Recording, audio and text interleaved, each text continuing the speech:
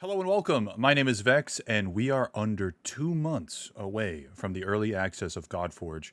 And the team at Fateless have given us a couple of videos that are going over, I think, a majority of all of the legendaries that will be in the game at launch and what their kits are. So we're going to take a look at those two videos today. We've been playing this browser game for the past 20 days. Really kind of blind. If you don't know about it, they'll go over it in the video, what this browser-based game is. But essentially is you do some fake rolls and can lock in some characters and some stuff for your account when the game goes live. But for the most part, up until now, we've been kind of in the dark as to what some of the legendaries do.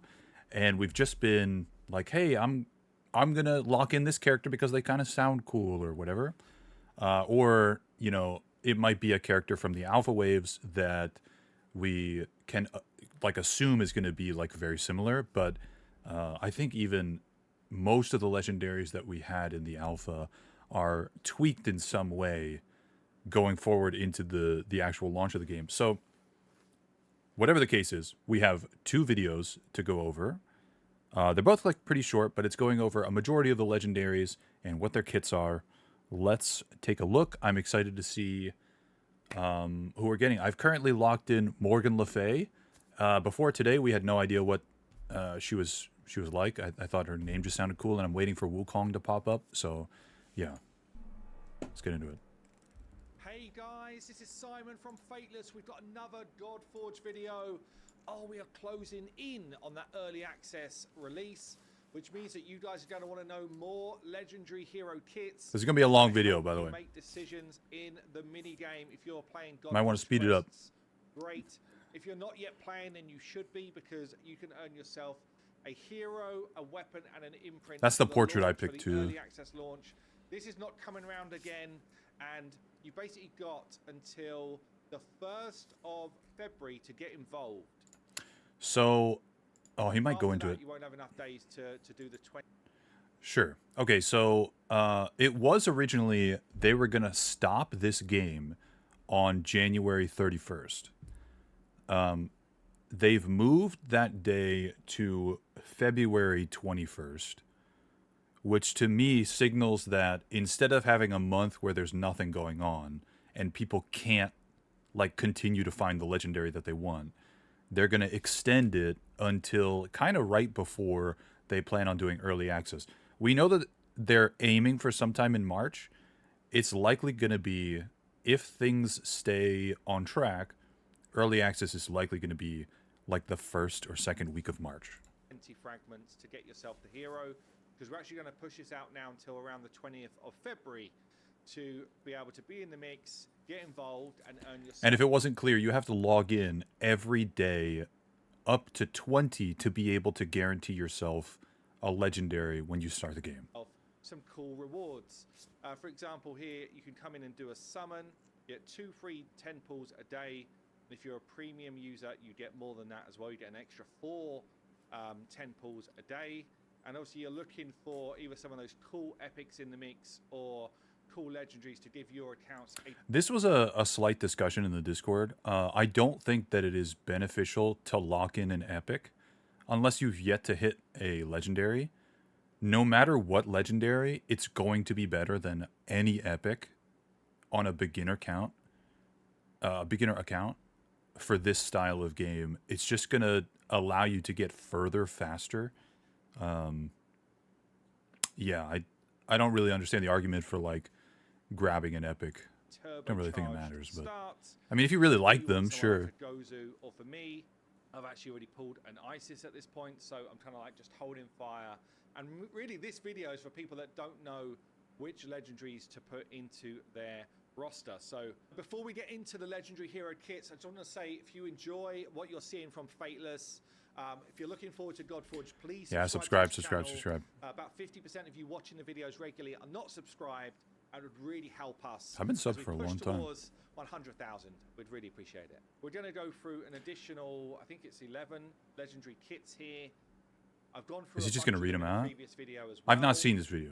Any legendary kit that I talk about it's still subject to change. We're doing tons of like tinkering, improving, all that type of stuff as we playtest leading into early access. So bear that in mind, but you'll at least get the sort of vibe we're going for some of these different heroes. Okay, then let's kick it off with Anu. He is from the Eka faction here, a defender. So let's go through his kit. The basic ability. In the alpha waves, it was very difficult to get characters from the Eker faction. Attacks an enemy for 200% defense and 100% attack. Place Vanish on the ally with the lowest current HP, hiding them away. So Vanish is like killed. Veil. We've got the Grace of the Heavens core ability here. Starts as a 5-turn cooldown, but books to 4. We've got Place Defense up 2 on all allies for 2 turns, and Protect 2 on all allies except this hero for 2 turns as well. So he's living up to his defensive capabilities here. And then we've His got look the ultimate is kind of ability, nice. Cosmic Salvation. Place Phoenix on all allies for That's a 2 res. turns. Then all allies except this hero will attack a target. So it's like a big ally attack. Nice. If an ally is under Protect 2, they will heal for 30% that's really of the good. damage they do as well. We then got the passive abilities. Again, like these passives are subject to change, but for this dude, Oh, in the comments of this video, by the way. So before this, I think in the alpha, if you had a character like Zeus, and then you had Zeus's imprint, his imprint could be used 2 ways. You could imprint it onto a weapon, and the weapon would have sort of a neutered passive version, and you couldn't put that imprinted weapon on the same character. Like, you couldn't stack the same passives up, if that makes sense. Or you could use the imprint to ascend your character, or to awaken your character, like essentially like fuse 2 copies of one character into like a more powerful version of it. Imprints will no longer be used to upgrade your character like that. It is only used for weapons, and you can stack passives. So like here, the imprint one is a little bit neutered.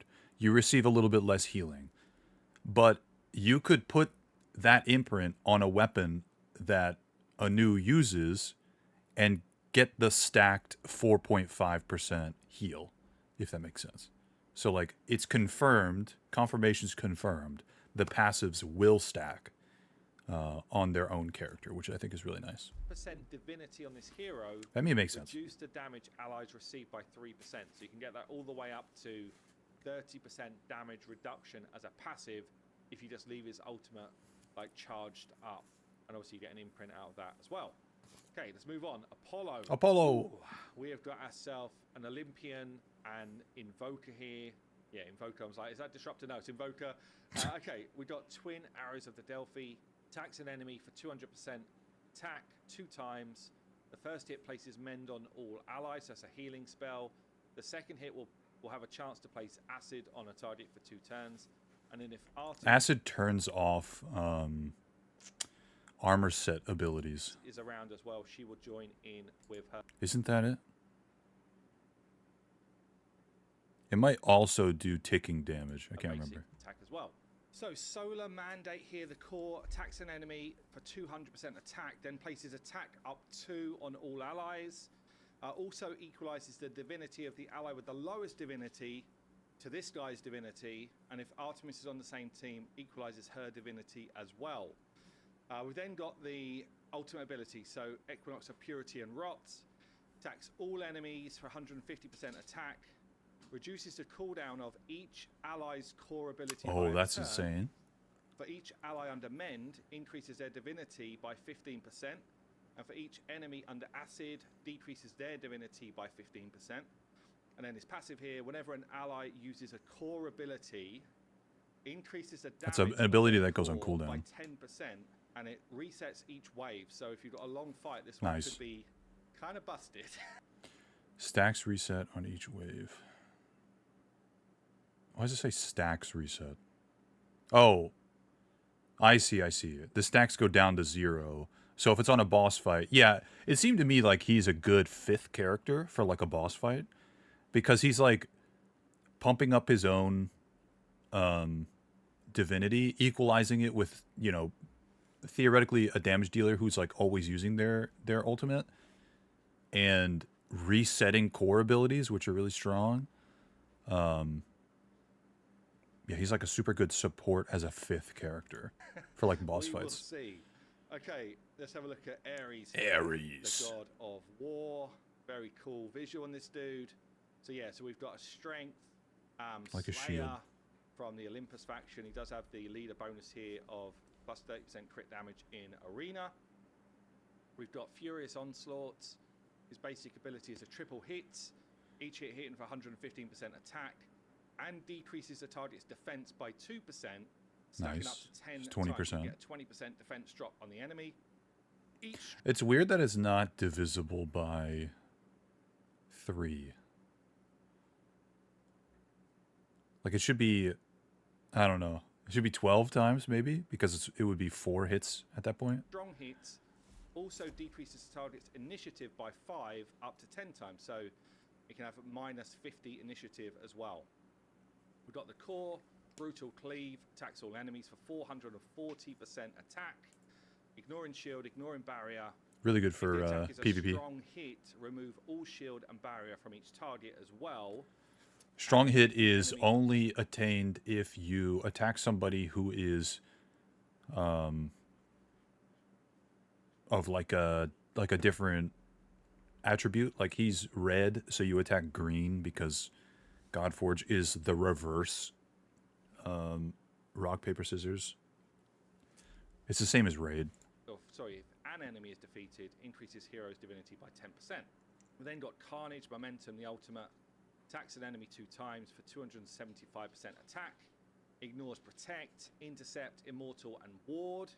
If the attack is strong, also ignores 20% of the target's defense. So you're going to want a strong hit stack on this dude to really get the benefit of his abilities. His passive here, each time an enemy receives a debuff, increases this hero's chance to strong hit by 5% on their next ability. Unless alongside someone who's doing a bunch of debuffs, then he is going to do work. I can't, maybe I'm wrong about the strong hit. I thought the strong hit was affinity based, but maybe strong hit is what they consider a crit. I remember there being a distinction, but I can't remember exactly. It's been, 7 months since the alpha or whatever. I guess the latest wave was in September. Who I tried This to guy's gonna look so fucking cool. tell you about last time. His kit's changed a lot, so I thought I'd throw him back in. Attacks all enemies for 300. This is basic. Pestilence Sweep. Attacks all enemies for 380% attack. That's big for a basic, actually. With a 40% goes up to 60% chance to place acid for 2 turns on each target. We've got Ground Quake, the core.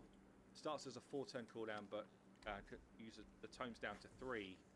Attacks all enemies for 410% attack. With, and again, it strolls up to 100% here. Chance to place Blaze 2 on each target for 2 turns. We then got the right. There was a couple of characters who did this type of thing in Watcher of Realms, where they do both acid and like burn damage, like poison and burn damage. And like, if I remember correctly, it was never OP. Like, they never did each of them well enough. So I'm hoping that Of flame and decay. he can maybe do it a little bit better, because he looks so fucking cool. 430% attack and activates acid and blaze on each target. Wamsamdi Also vibes. apply precision on this hero for a turn. And then the passive, if the enemy is under acid, reduce their incoming healing by 50%, which obviously is going to help you in certain boss situations. Right, Fusion. So we've got a basic here, attacks all enemies with his Gust of Wind. He's got the wind bag. And his Cunning affinity here. So yeah, he's got resistance in all battles as leader bonus. So Gust of Wind attacks all enemies for 210% defense plus a 120 attack, with a chance to place resistance down for 2 turns on each target. And if Raijin is on the same team, he's going to join the attack as well. We've got the Wind Wall Core ability, attacks all enemies for 210% defense again, plus 120% attack. A defense attacker. Protect 2 on all allies. Defense plus attack. Also place Stalwart on all allies for a turn. And if Raijin is on the same team, place ward. We'll have to go over buffs and we've got the debuffs ultimate again. Here, Winds of Change transfers 1 debuff from each ally to this hero, then attacks 1 enemy for the same multiplier again. Transfers all debuffs from this hero to the target, but each debuff transferred increases the barrier for people on your team by 50%. If Raijin's on the same team, transfer all debuffs. Transfers 1 debuff from each ally. Oh, okay. So if everybody has 5 debuffs, he only transfers 1 of those to him. So that's like a +4. If Raijin's on the team, all debuffs. So that'd be like +20.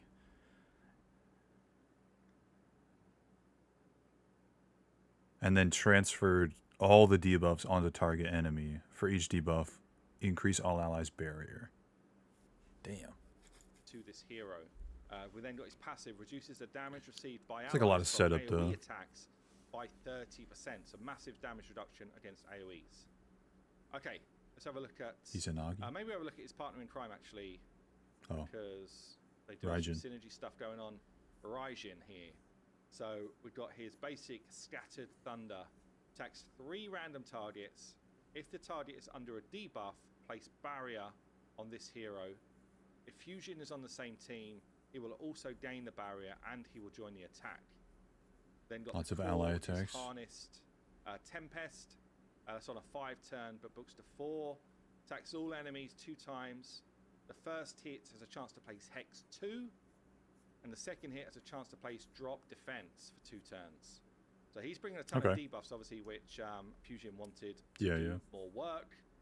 We then got his ultimate here, Supercharged Pulse. Attacks all enemies 3 times. Increases the hero's divinity by 10% for each defeated enemy. If Fusion's on the same team, also increase his divinity by the same amount. And then his passive here, Eye of the Storm. When an enemy receives a debuff, shock them, inflicting damage to 100% attack. Cannot be a crit and ignores defense. And this triggers up to 1 time per enemy turn. So an enemy needs to have a turn before that can happen again. But yeah, whenever He seems an enemy kind of receives a weak. debuff, a chance to just do like true damage to them. Okay, let's go back here to Izanagi. We've got a Wisdom Invoker here. So Celestial Slash is his basic. Attacks an enemy, increase the divinity of all allies by 5%. It's actually kind of big for a Yeah, it's a basic. good A1, yeah. If Izanami is on the same team... Because you could just like have an ally, have him attack with them, and they use their basic ability every time. So you could just keep stacking divinity. She will join the attack. We then got the Blessed Infusion, the core. Place initiative up 2 on all allies for 2 turns. Reduce the divinity cost of all allies by 10% up to 3 times. So you want this guy if you want to be stacking tons of ults. We've got Purification here on the ults. Place attack up 2 on all allies. Then increase the divinity of all allies by 20%. Also increases the damage of the next ally's ultimate ability by 30%. And if Izanami is on the team and has been defeated, you'll revive her with half health and 100% turn meter. There's so much going on with this character. So for every 5 buffs placed on the enemy team, activate this hero's basic ability against the enemy with the highest turn meter. And then again, so he's got a bit of a partner in crime here in Izanami.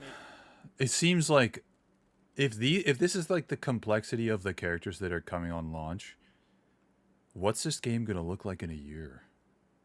Like, how frequent are new characters gonna come out that are gonna make you want to go for like that character versus who you already have? So she is a disruptor, also wisdom.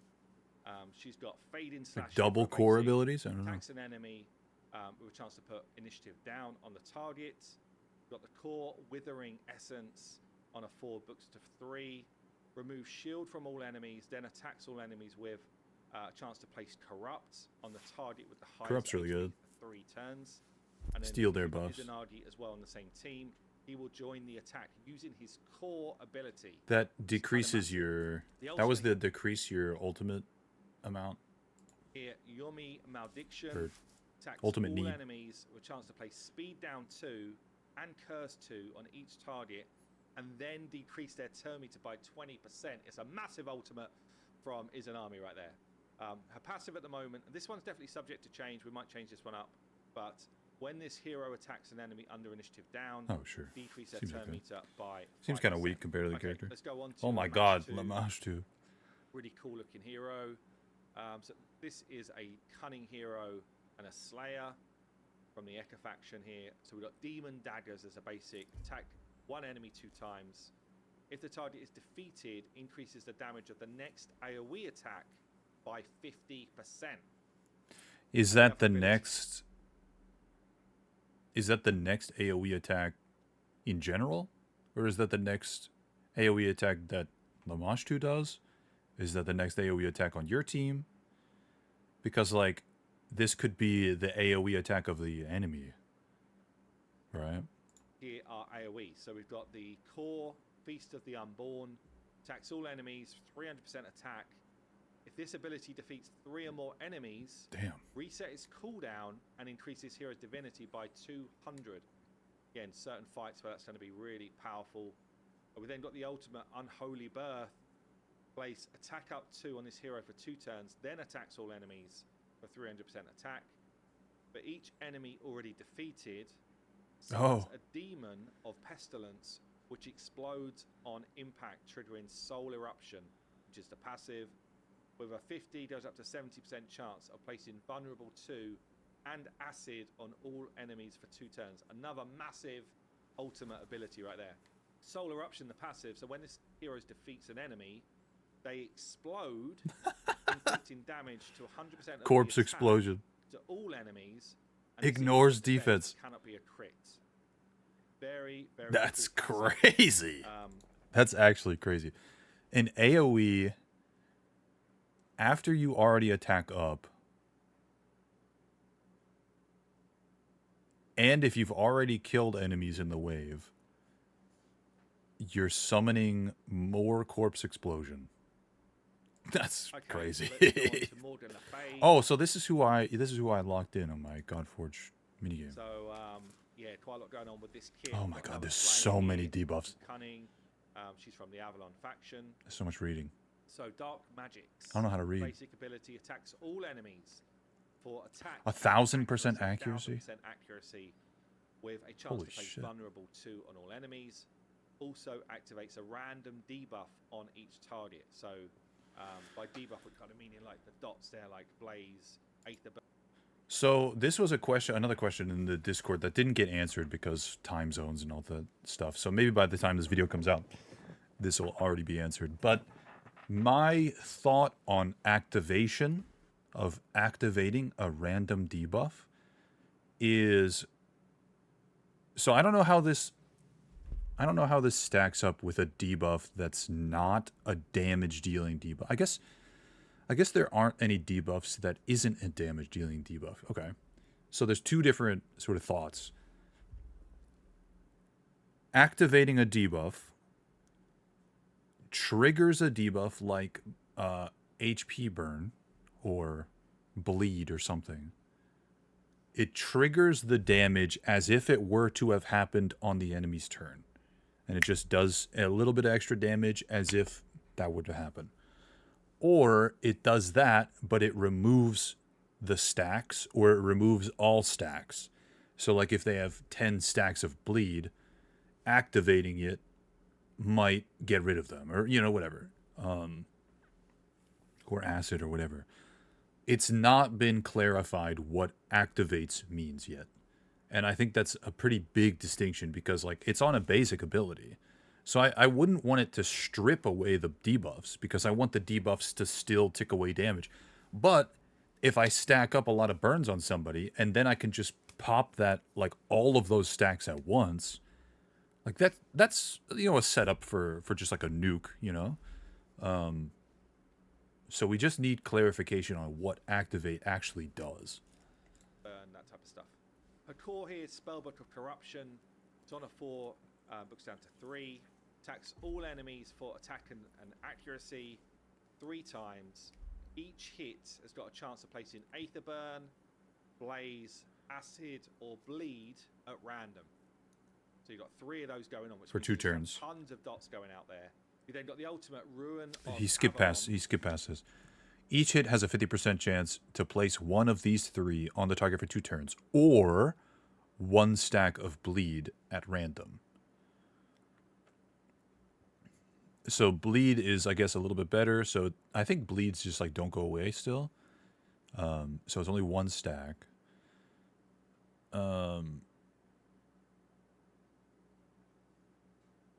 So is it all 4 of these have, like, if you hit the 50-50, there's just a 25% chance on each one individually. Before attacking, you remove any dots on the enemies, then attack all enemies. For every 5 debuffs removed, increase the damage inflicted by 25%. If 20 or more were removed, increase the 20 turn meter by 100%. That's crazy. So you can literally go again. So it's a boss. It's a boss thing. And then we've got her passive. So this hero gains bonus effects when debuffs are activated. So when you're activating on this A1 here, this basic, if you activate Aether Burn, you gain more divinity. If you activate Blaze, you gain more damage. Yeah, we just need more for clarification. abilities next go. If you activate Acid, you gain turn meter. And then if you activate Bleed, you heal based on her accuracy. I mean, if I don't get Wukong, so we still have, like, you know, over a month to keep rolling every day for legendaries. If I don't get Wukong, I'm going after Morgan Le Fay. I mean, I already have her. I have her locked in. This might be my favorite kit so far. Like, yeah, there's some randomness here, but, like, that kind of keeps it fun, right? And, like, you just build an incredible amount of accuracy, and she hits like a truck. Like, what? Okay, last one then. Wait. What was that? Last one then. Okay. Oh, we already did that. Okay, last one then to do today. Svarog. Is Mr. Svarog. The legendary weapon maker. He is a wisdom defender. And what have we got going on here? So. Oh, sorry. Did she have? Lead, no, she didn't have a leader bonus. So he's got defense in all battles as his leader bonus. We've got Seared Strike, the basic ability. Attacks an enemy for 220% defense plus 105% attack with a chance to place Blunt 2 on a target. We've got the Celestial Hammer, his core. It's on a 4. Oh, Goes maybe down to Blunt 3, is attacks taking all away. enemies. No, Blunt is attack. Attack down's different. Man, we need to go over the debuffs again. Defense and attack with a chance to place attack down on each target for 2 turns. And places Protect 2 on all allies. We've then got the ultimate Anvil Sparks. Places resistance and defense up 2 on all allies for 3 turns. Then places a shield He's okay. based on his defense, based on 250% defense. We've then got his passive. I'd be Each kind time an of ally bummed if I uses an got him, ult, actually. Decrease the damage I'm not received gonna lie. by all allies by 3%, and that goes up to 10 times. So you can get 30% damage reduction based on his passive as well. Has that made you make any changes to the decisions you were going to make? I still want Wukong, even though he's probably not going to be that great. We'll see. We still got one more video. All right, this is it for this one. Let's move over to video number 2. Okay, I'm going to take this chance to tell you that we record these live in front of a studio audience on twitch.tv/vexinglive. Links will be down in the description in case you want to see all of the unedited stuff that, you know, that, like, the 4 times it took me to start the video, you know, before the first video, and the in-between takes and everything like that. So, yeah, make sure you come by. We're live like 5 nights a week. I guarantee you, if you're watching this, you can catch us live. Anyway, let's get into the second video. This one's just as long. I might just, like, kind of skip around this video to the various abilities and just sort of go through them. It's the same thing. We're seeing just more legendaries. So, yeah, let's get to it. Pleasantries. The game, yep. We know about the game. The other affinities, but we're going to go through all of the kits where I've got a good amount of info. So there's a bunch I'm going to have to skip, like Anu, like Apollo, but we're going to go into the ones that I can talk about here for you, and yeah, Athena, and just sort of talk about. I'm just going to talk about the core and the ultimate. So the core ability of Athena Places 400% defense on allies and reduces the damage inflicted to allies by 5%, up to 3 times. The ultimate ability attacks all enemies with damage based on their defense and attack, increases the damage of the next ultimate by 3% each time. Man, we gotta tighten up wording. What does the next ultimate mean? Because enemies are allowed to ult too. Is it the next ultimate of hers? Is it the next ultimate on my team? It sounds a little pedantic, but like, because you could just assume that, like, hey, it means the next ultimate on your team, right? That'd be the obvious one. But like, assuming makes an ass out of you and me. Time an ally is attacked under shield, and she'll get divinity when hit by an enemy. Okay, let's keep it moving. So we have got, make sure Freya. I'm not calling out someone I'm not supposed to. We have got Freya. Freya's got Addict to the Veneer. Equalize one ally's turn meter equal to the enemy with the highest turn meter. Okay. Then increase the turn meter of all allies by 20%. Also permanently increases hero's healing by 5% up to 4 times. Those stacks probably reset. Here, give your allies attack up and sharpen up 2 for 2 turns. Then attack all enemies. Got a bit of a bug here, but yeah, then attack all enemies. Increase the attack and crit damage of each ally by 10% up to 5 times. Okay. A buffer. Let's have a look at is this Susanu? Oh no, Izanagi. Wrong one. We already looked at him. I can't talk about. Okay. We already talked about her. So is Izanami. Okay, never mind. We keep moving. Metzili. Okay. We've got here. Her outfit is so cool. Disables and 2 debuffs from all allies. Then put resistance up. And we've got what's it called? Cleanser.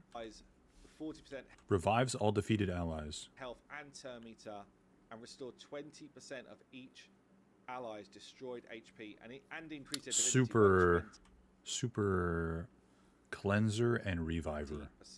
Massive ult, actually. Yeah.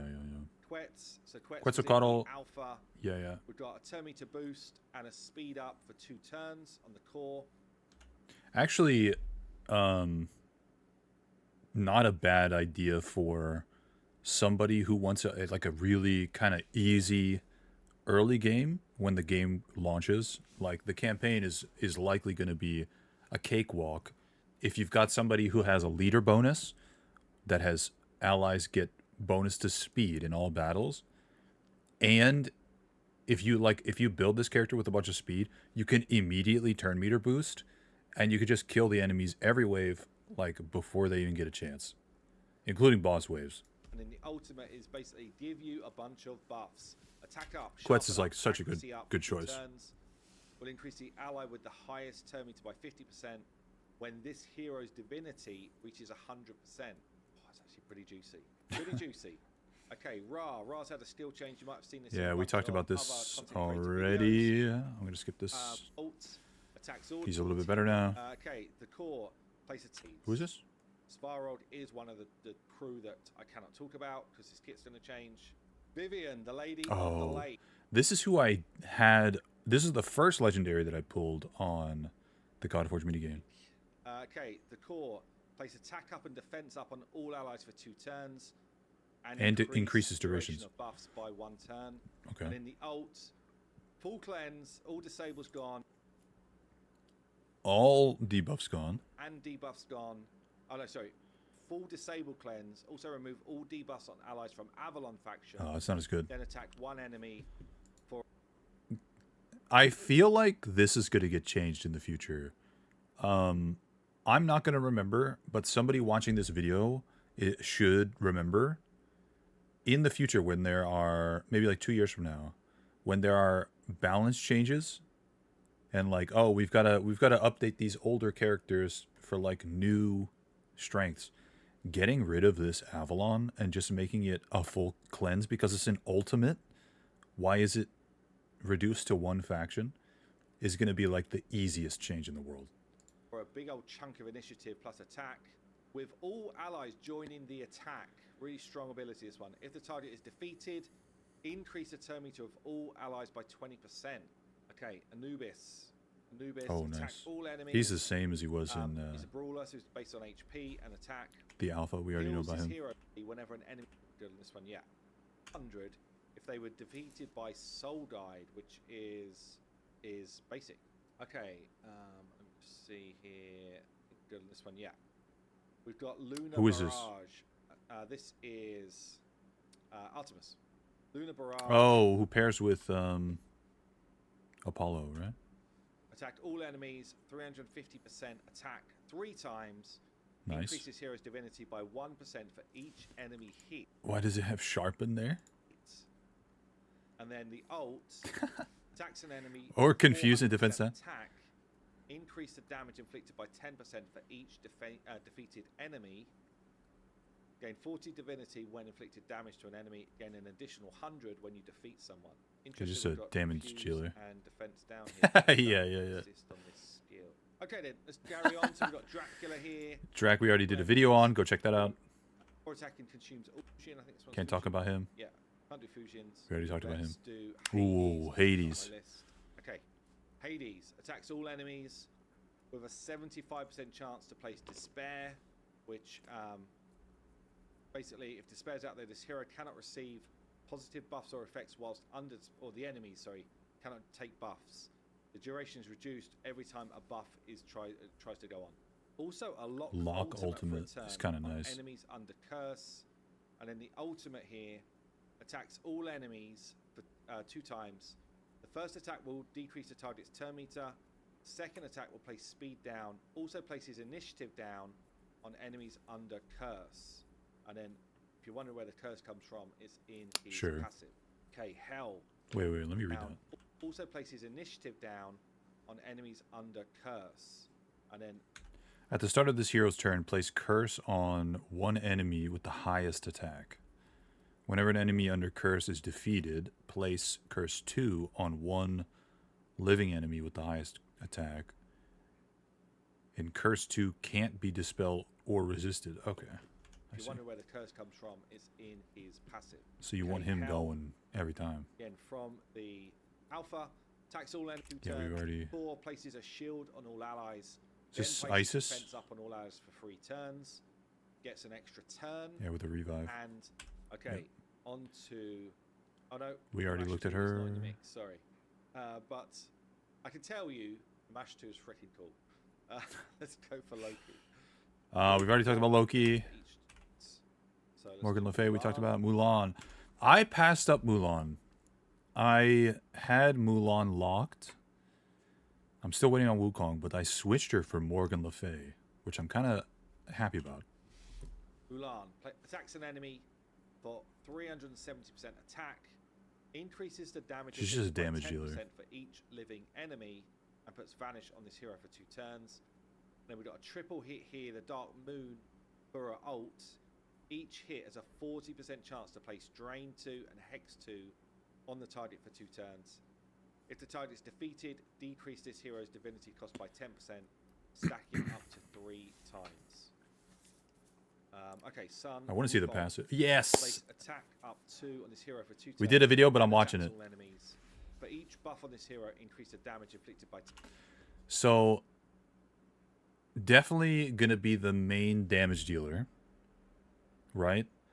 He's going to place his own buff, but you're going to want other buffers to increase his damage even further. So he already gives himself an extra 10% damage 10%. So self on this core ability. It's 6 turn cooldown, which is crazy, but damage. And then the ult, Clone Rampage. Attack the enemy 8 times at random. Each hit 35% chance to heal this hero 8% of the damage inflicted, and decrease the target's turn meter by 8%. If a target is hit more than 5 times, against bosses, additional hits inflict 50%. Yeah, unfortunately, he's not going to be particularly great at bosses, but he might be good at, if there's like a double boss or like waves and stuff, he's going to be pretty good. Reduction of damage. Ares is in my list of ones that we can't go through. Okay, Sizzin. Sizzin attacks all enemies for 405% attack with a 75% chance to place in a blaze. We already looked at him. And then attacks all enemies and will activate acid and blaze on each target. Also apply precision on this hero for 1 I think that turn. did change. I can't Let's remember. look at Grendel here. Grendel was upgraded to legendary. Attacks all enemies with a chance of placing despair for a turn. And then the ultimate here attacks all enemies after attacking. Instantly defeats heroes below 20% max HP. Doesn't work on bosses.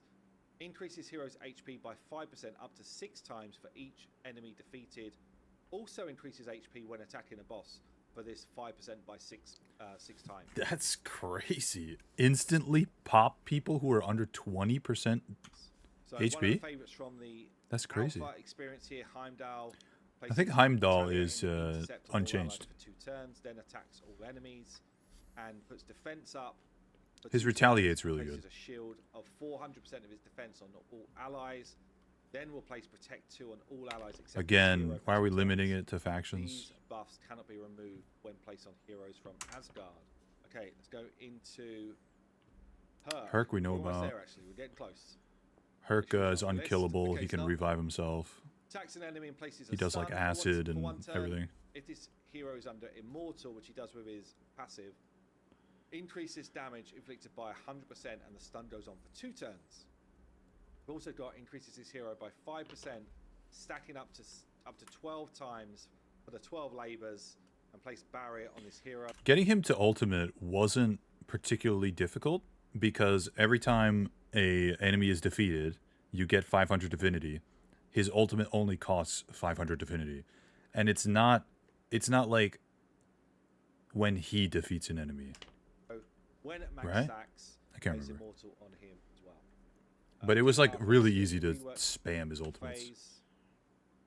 King Arthur. So Rip. is it's not Montezuma anymore. It's Moctezuma. I don't know if I still said the same, but he is out of the mix. Pazuzu. Okay. Pazuzu. Withering Storms attacks all enemies with a 75% chance to place Corrupt on each target for 2 turns. If the target is aligned with Order, Sure. place Fear on the target for 1 turn. That'll be like... That might be important for PvP or like normalized PvP or something. Like if you know, hey, this character in their roster is Order, pop them. And then we've got Give him a the debuff. ultimate, the Demon King's Command. Attacks all enemies 3 times. Each hit has a 50% chance of placing Vulnerable, Acid, and Curse 2 on each target for 2 turns.